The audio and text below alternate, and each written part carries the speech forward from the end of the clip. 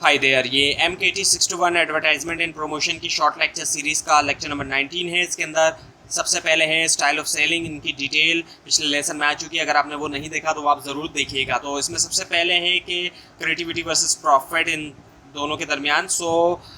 अब है कि जो बेस्ट जज है क्रिएटिविटी का वो ये है कि कैसे ये हेल्प करती है अचीव करने में प्रॉफिट्स। और important points are two parameters. So creativity को जो है वो उसका सिग्निफिकेंट इम्पैक्ट होना चाहिए टारगेट ऑडियंस के ऊपर और हेल्प करे ये अचीव करने में बिजनेस गोल्स, जैसे कि सेल्स को इंक्रीज करना, इंप्रूव करना, ब्रांड इमेज या फिर बेटर कस्टमर एंगेजमेंट। और रिलेवेंस है, यानी कि क्रिएटिविटी रिलेवेंट होना चाहिए ब्रांड के साथ और उसकी जो टारगेट ऑडियंस है। और उसके बाद ये कि क्रिएटिविटी ना सिर्फ उसके अंदर इंक्लूड हो ब्रांड कम्युनिकेशन, बल्कि ब्रांड एक्सपीरियंस जो कि कलेक्ट हुआ over a period of time. So creativity limited नहीं होना चाहिए ब्रांड कम्युनिकेशन के साथ तक, बल्कि एक्सटेंड होना चाहिए ओवरऑल ब्रांड एक्सपीरियंस जो है, जो कि कस्टमर का होता है ओवर टाइम। और इसके अंदर शामिल है प्रोडक्ट या service design, packaging, retail environment, customer service और दूसरे टच पॉइंट जो कि इन्फ्लुएंस करता है कस्टमर के परसेप्शन को ब्रांड के। और उसके बाद ये है कि इसके अंदर ना सिर्फ शामिल होना चाहिए कंपेलिंग वर्ड्स और विजुअल, बल्कि कैचिंग आइडियाज़ जो कि ऐड करे वैल्यू जो है वो ब्रांड को। सो क्रिएटिव आइडियाज़ जो है वो कम्युनिकेट होना चाहिए कंपेलिंग वर्ड्स और विजुअल के ज़रिए, जो कैप्चर करे कस्टमर की अटेंशन और इंटरेस्ट को। और इसके साथ साथ यूज़ किया जाए कैची स्लोगन्स को, मेमोरेबल टैगलाइंस को, अट्रैक्टिव विजुअल्स और engaging story telling techniques. So now the copy writer. So what is copy writer? Copy writer क्या है? अब ये कॉपी राइटिंग की जो फील्ड है ये काफ़ी अंडररेटेड फील्ड थी आज से कुछ सालों पहले तक, क्योंकि ज़्यादातर लोग इस फील्ड के बारे में नहीं जानते थे। अब कुछ सालों से इसकी काफ़ी अवेयरनेस जो है वो बढ़ी है लोगों में। इंटरनेट की वजह से काफ़ी वीडियोस भी इस पर बनना शुरू हुई हैं और काफ़ी सारे कोर्सेज भी इसके ऊपर अब अवेलेबल हैं। पहले कोर्सेज इस पर अवेलेबल नहीं होते थे इतने ज़्यादा। सो कॉपीराइटर जो ये करता क्या है, लिखता है। एक्चुअली कॉपीराइटर का काम होता है ऐड को लिखना, लिखने का जो काम होता है ऐड के अंदर वो कॉपीराइटर का काम होता है। सो कॉपीराइटर जो है वो लिखता है मोस्ट इंटरेस्टिंग और original copy that will get people appreciating and buying. So एक कॉपीराइटर रिस्पॉन्सिबल है लिखने के लिए परसुएसिव और कंपेलिंग एडवर्टाइजिंग कॉपी जो कि कन्विंस करेगी पोटेंशियल कस्टमर को कि वो बाय करें प्रोडक्ट या सर्विस। सो ये वर्क करते हैं क्रिएट करने के लिए कैची टैगलाइंस, हेडलाइंस और बॉडी कॉपी जो कि कैप्चर करेगी रीडर्स की अटेंशन और मोटिवेट करेगी इनको कि वो एक्शन ले। और कॉपीराइटर जो है वो वर्क करता है इन क्रिएटिव पार्टनरशिप में आर्ट डायरेक्टर के साथ, ताकि कन्विंस करे, डेवलप करे, प्रोड्यूस करे इफेक्टिव एडवर्टाइजमेंट। सो कॉपीराइटर और आर्ट डायरेक्टर एक साथ मिलके काम करते हैं, ये कोलैबोरेट करते हैं मैसेजिंग के ऊपर, इमेजरी और डिज़ाइन एलिमेंट में जो कि यूज़ होंगे कन्वे करने के लिए डिज़ायर्ड मैसेज को टारगेट ऑडियंस तक।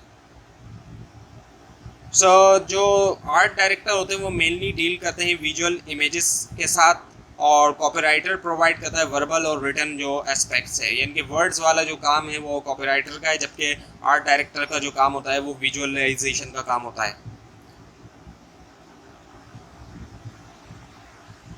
सो कॉपीराइटर का जो वर्क है वो क्या है, अब आपको यहाँ पे डिटेल बताई जा रही है एक एक करके।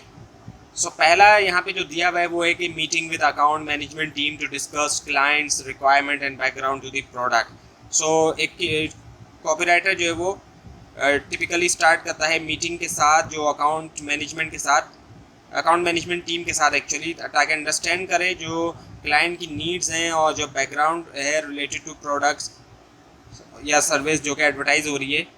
और उसके बाद ये कि working in close net creative partnership with art director to generate workable concept and ideas, यानी कि कॉपीराइटर कोलैबोरेट करता है आर्ट डायरेक्टर के साथ जनरेट करने के लिए क्रिएटिव आइडियाज़ और कॉन्सेप्ट जो कि अपील करेंगे टारगेट ऑडियंस को। और उसके बाद है writing clear, persuasive and original copy. So एक कॉपीराइटर की जो मेन जॉब होती है वो होती है कि राइट करना क्लियर, पर्सुएसिव और ओरिजिनल कॉपी जो कि अफेक्टिवली कम्युनिकेट करेगी मैसेज को ऑडियंस तक। और उसके बाद है फिर submitting ideas and discussing progress with the creative director. एक कॉपीराइटर जो वो सबमिट करेगा अपने आइडियाज़ को क्रिएटिव डायरेक्टर को फीडबैक के लिए और अप्रूवल के लिए। और उसके बाद है फिर amending and revising campaigns according to feedback from creative director और क्लाइंट्स। एक कॉपीराइटर को ज़रूरत पड़ सकती है रिवाइज करने के लिए अपना वर्क जो कि बेस करता है फीडबैक के ऊपर क्रिएटिव डायरेक्टर से या फिर क्लाइंट से। और उसके बाद है फिर working on several campaign at once under pressure and tight headline. Copywriter typically तौर पे वर्क करते हैं बहुत से प्रोजेक्ट के ऊपर एक ही वक्त में, और उनको ज़रूरत होती है कि वो वर्क कर सकें एफिशिएंटली अंडर प्रेशर होकर भी एफिशिएंटली वर्क कर सकें और टाइट डेडलाइंस के मुताबिक जो है वो वर्क कर सकें। और उसके बाद है फिर carefully proof reading copy to check spellings and grammar. So copywriter responsible होते हैं कि वो इंश्योर करें कि कॉपी जो है वो फ्री है स्पेलिंग और ग्रामर एरर्स से, यानी कि कोई भी एड कॉपी जो बनाई गई है उसके अंदर कोई भी स्पेलिंग मिस्टेक या ग्रामर मिस्टेक्स नहीं हैं।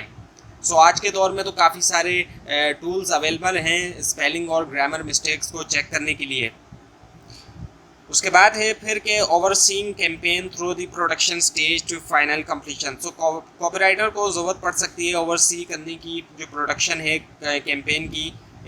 इसके अंदर शामिल होता है कोलैबोरेट करना डिज़ाइनर के साथ एंड प्रिंटर्स, ताकि इंश्योर किया जाए कि जो फाइनल प्रोडक्ट है वो पूरा कर सके क्लाइंट की एक्सपेक्टेशन को। और उसके बाद है keeping up to date with popular culture and trends.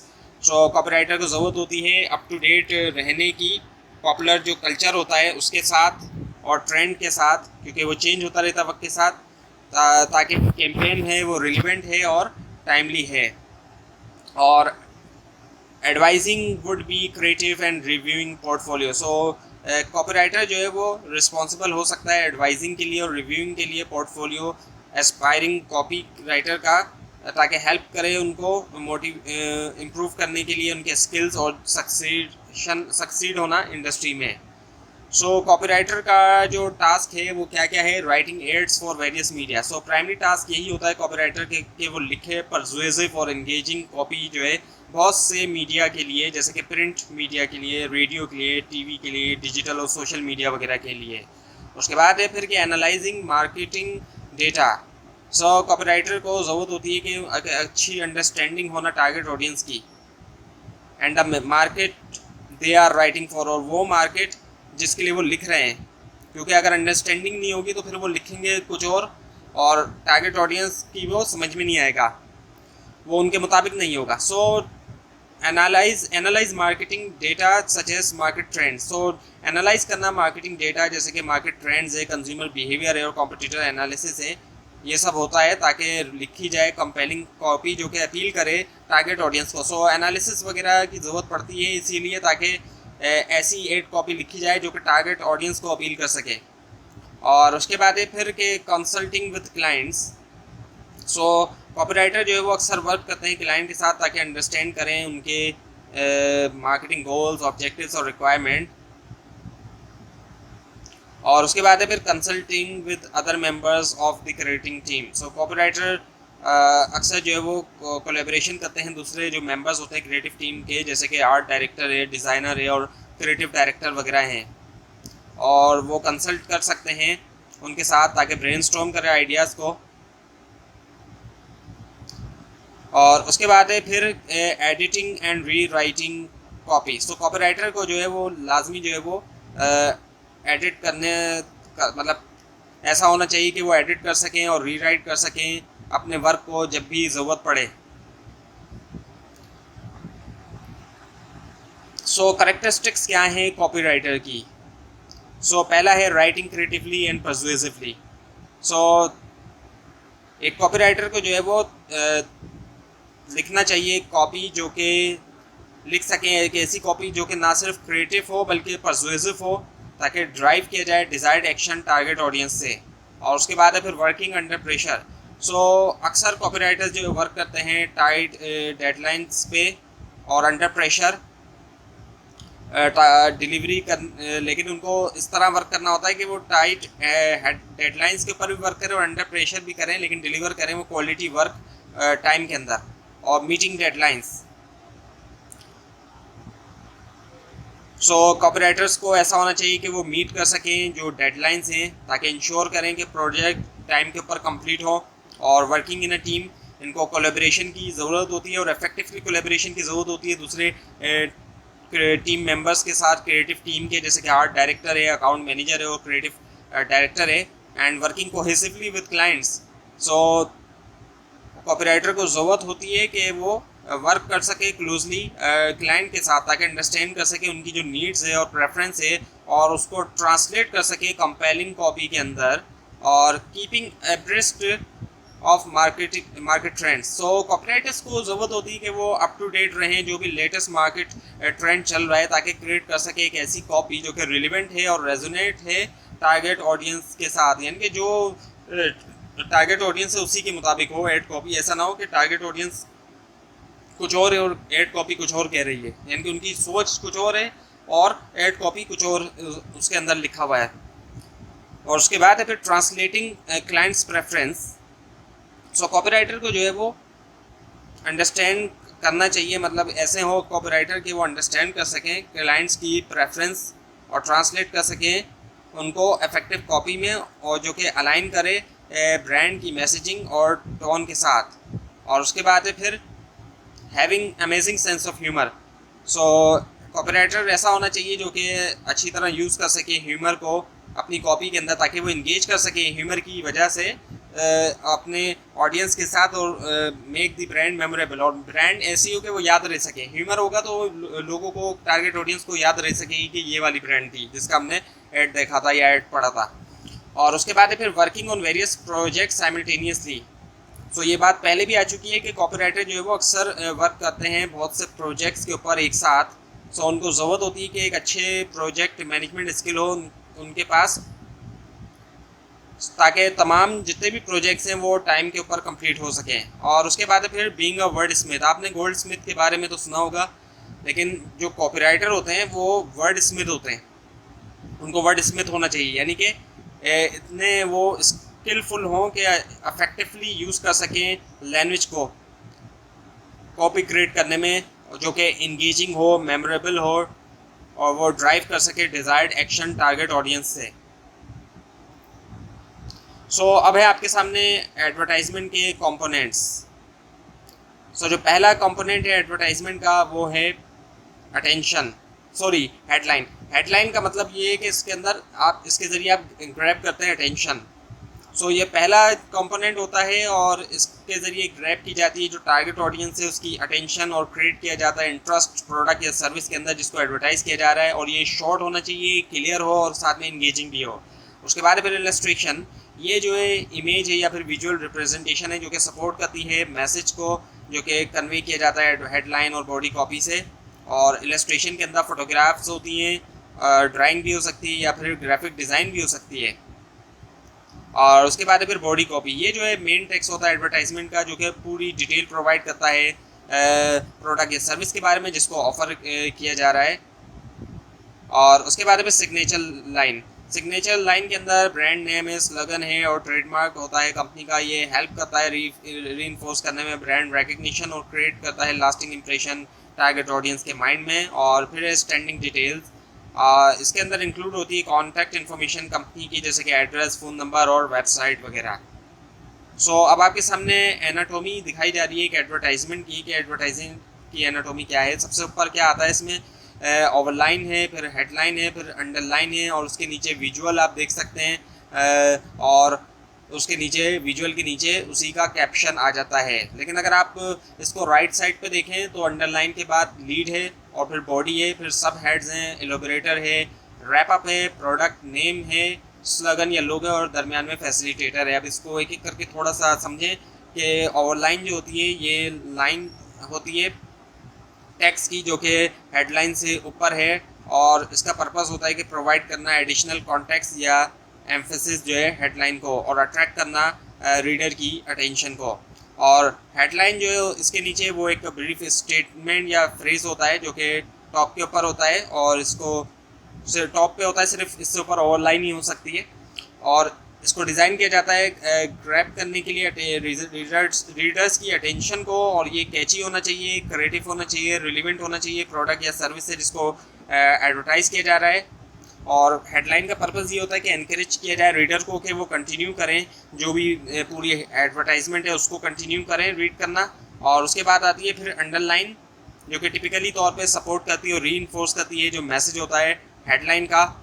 और उसके बाद फिर जो है लीड है राइट साइड पे अगर आप देखें, सो लीड जो होती है एडवर्टाइजिंग के अंदर ये ओपनिंग सेंटेंस या पैराग्राफ होता है जिसको डिज़ाइन किया जाता है कैप्चर करने के लिए अटेंशन जो है रीडर या व्यूअर की, और ये सेट करती है टोन सेट करती है रेस्ट ऑफ द एड के लिए, और can be taught as a hook के तौर पे, और ड्रॉ करने के लिए ड्रॉ द ऑडियंस इन।